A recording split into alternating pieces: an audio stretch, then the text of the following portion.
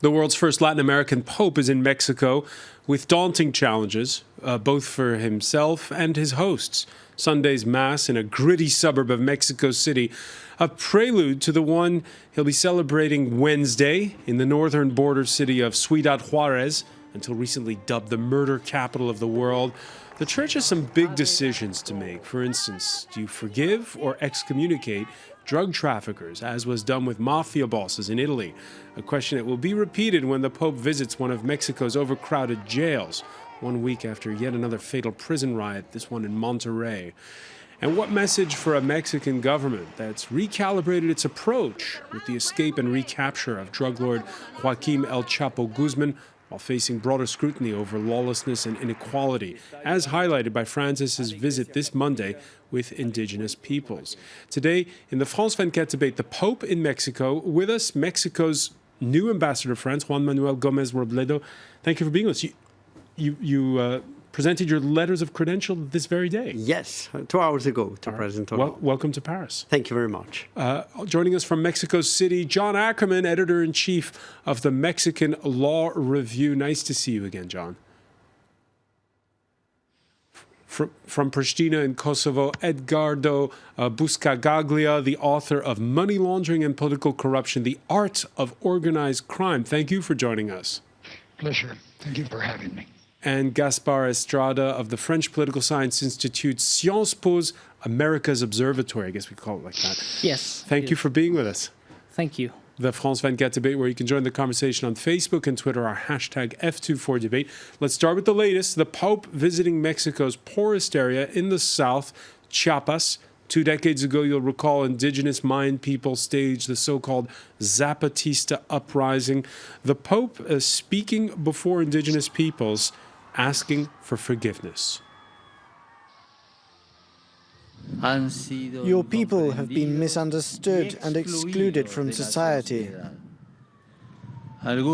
Some have considered your values, culture, and tradition to be inferior.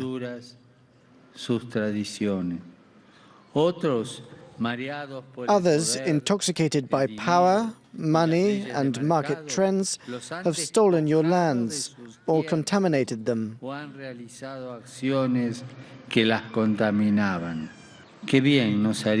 How worthwhile it would be for each of us to examine our conscience and to learn to say, "Forgive me."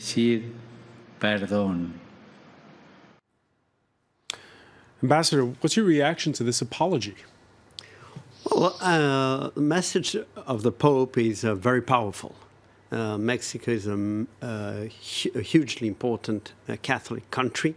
This is the 7th visit of a Pope, a visit which we called from the very beginning of his pontificate. And Pope Francis has a very important message of peace, of reconciliation, of forgiveness. This is a year of charity and forgiveness. And we are very happy that of his visit and the fact that he has taken 6 or 7 days to literally go to a number of places in the country.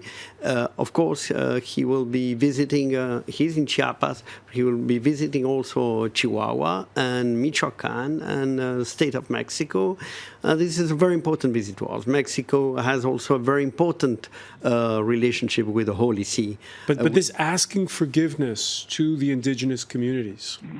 Well, the indigenous have been, of course, no one can deny that, subject to a number of to a pattern of discrimination, and that is something that we acknowledge. And they are the poorest among the poor, and we are working to redress that. Mexico is now considered and identifies itself as a pluricultural and multi-ethnic society.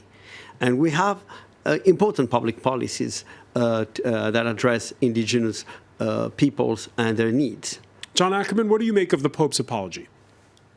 The Pope has been very poetic and in favor of social justice and in Mexico, not only in Chiapas, but also his speeches this weekend in Mexico City and in the suburbs of Mexico City. The problem is that he has been perhaps too polite with really responsible actors for the disaster, which is today Mexico: violence, corruption, forced disappearances, which is precisely the Mexican government. I hear the Mexican government ambassador, Gonzalo Robledo, very, very happy with the visit of the Pope. This is precisely the problem. By maintaining himself at a completely philosophical, a theoretical level, he has not gotten directly at the grain, at the center of the problem. In Mexico, we have a situation in which it's increasingly difficult to distinguish between organized crime outside of the state and organized crime within the state. Just this last week, the 15th journalist was assassinated in the state of Veracruz. This is a state run by the same party of the federal government, Peña Nieto, by Javier Duarte. It's one of the states which is most dangerous for journalists in the entire world. On January 2nd this year of 2016, a new young mayor, optimistic, idealistic mayor of Temisco in Morelos, was assassinated in cold blood the day after she had promised to combat organized crime. We have to face the fact that the problem in Mexico is not just chaotic narcos at the local level. The narco politics and the money laundering has gone all the way up to the top. And the Pope, but before John, before we go more into specifics about the whole issue of drugs, just a point on this asking for forgiveness to indigenous people, because it is the area of Mexico that is the poorest. What does that message mean?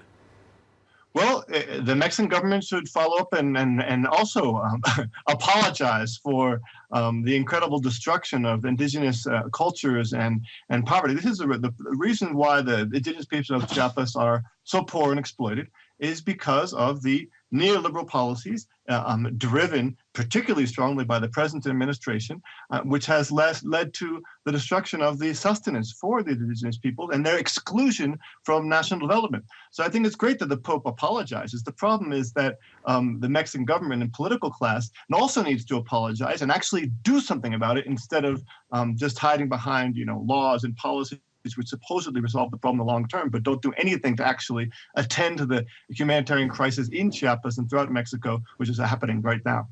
Ambassador Robledo, when you look at the books, Mexico's wealth has increased, but places like Chiapas have been left behind.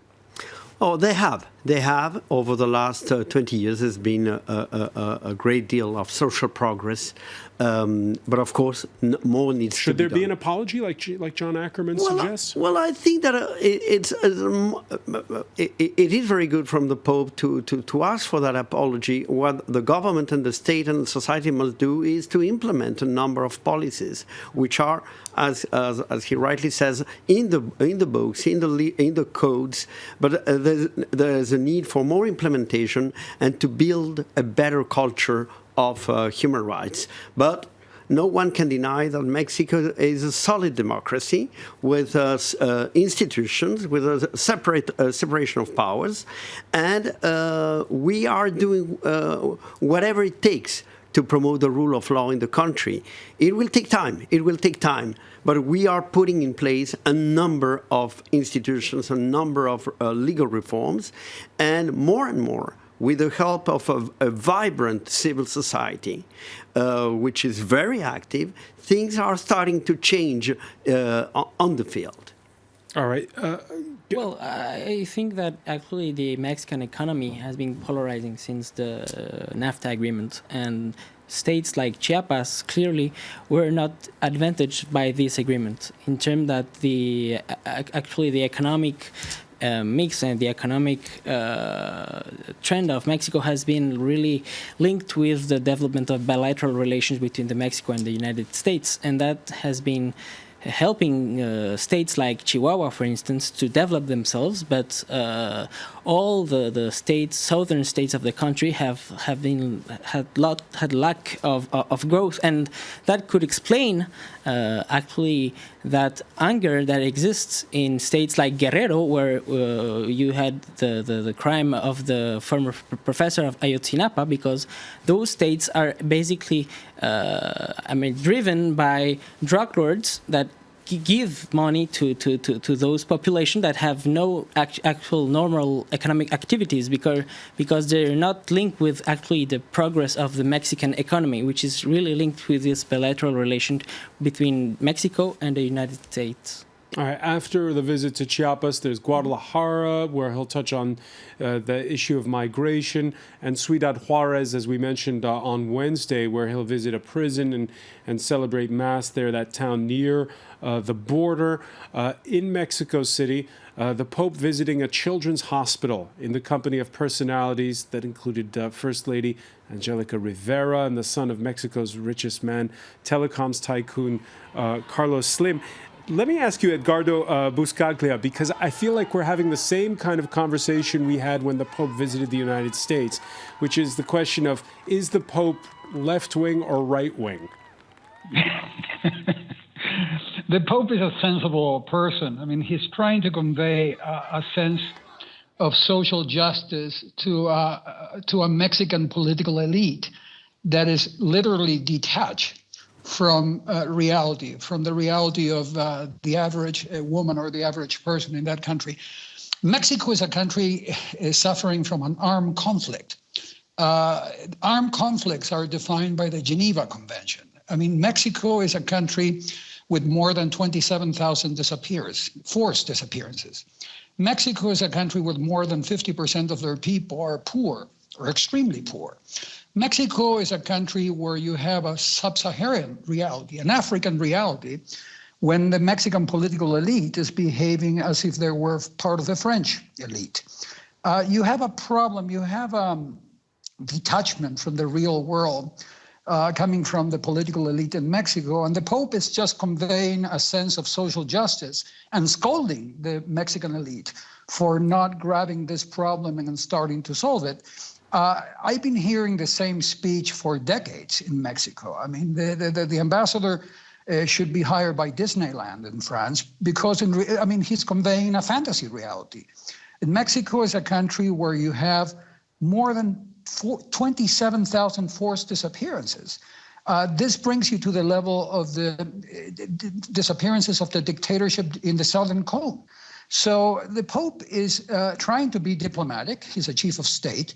I mean, he cannot just go around like a civil society activist, but he's conveying a message of justice, the sense of desperation that millions of people are feeling in that country. And Edgardo, on that point, ahead of the visit, a Mexico City cleaning woman quoted by the Christian Science Monitor as saying he has a reputation for speaking his mind, and you know the problems of Mexico, there's a lot he could say. Is he going to ultimately, is this visit going to have an impact? I think so. Mexico has a very fragmented civil society, unfortunately. The government just allocates a lot of money in making sure that civil society stays fragmented. So you have this caviar civil society in Mexico participating in conferences and workshops. And then you have the real civil society that is literally assassinated, kidnapped, suffering from extortion. So the Pope has the potential to become a catalyst of union within a civil society. So we can start seeing the same kind of civil society movement that we saw in Italy during the 90s or in Colombia during the last decade, where millions of people demand all those reforms that are still absent in Mexico. Mexico is a country with dozens of state vacuums. In other words, institutions that do not exist. And the elites, the political elite, have been benefiting enormously from those vacuums. So they're not state vacuums by chance. Therefore, you have an electoral system that allows dirty money to flow into the system. And you may have a facade of democracy with electoral competition, but in reality, you have organized crime placing their candidates. You have dirty money going left and right all over the place in all parties, not just the president's party. So you have a country with huge state vacuums that benefit the elite, and the Pope has been making sure that he scolds the elite, that is calling for the elite to clean up their act. So Ambassador Robledo. Well, I'm afraid I cannot agree with a number of points made. First of all, Mexico has had a change of party in power 2 times in the last 15 years. First.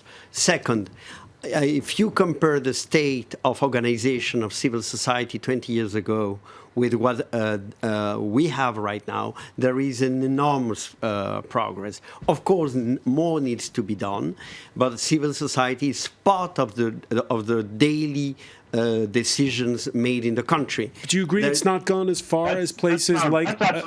Do you agree that it's not gone as far as places like Colombia, where they too have an armed conflict and they too have violence? I cannot agree either to the fact that there is an armed conflict in Mexico. What we have is a very important violence in very specific areas, violence that comes from organized crime, and that is something that is known, and everyone knows what the origins of these organized crime are. And I don't have to remind you about the flow of guns coming from the United States. I don't have to remind you about the demand of illicit drugs in the United States. I think to remind you that once the United States blocked the entrance of illicit drugs through the Caribbean and the Pacific, the main route for illicit drugs is Mexico's land. We have become a country that is a producer, a country of transit, and also, unfortunately, an increasing consumer country. John Ackerman. Well, the ambassador says that everybody knows where the organized crime comes from. If you look at any poll, Latin Barometer, Transparency International, and the consensus among the Mexican population is that the central source for organized crime and abuse of power is the government, not society. Just this last Thursday, you mentioned it, Francois, there was an enormous prison riot, the largest in recent history in Mexico, perhaps Latin America. 49 inmates killed each other. This was reported as a fight between criminal gangs. Well, yes, it was, of course, but who's in control of a maximum security prison? These are the government authorities. How was El Chapo Guzman, about 7-8 months ago, allowed to dig a tunnel underneath the maximum security wing of the most highest security prison in the entire country and escape and remain escaped for 6 months? And this last January 8th, he was captured, of course, but by accident.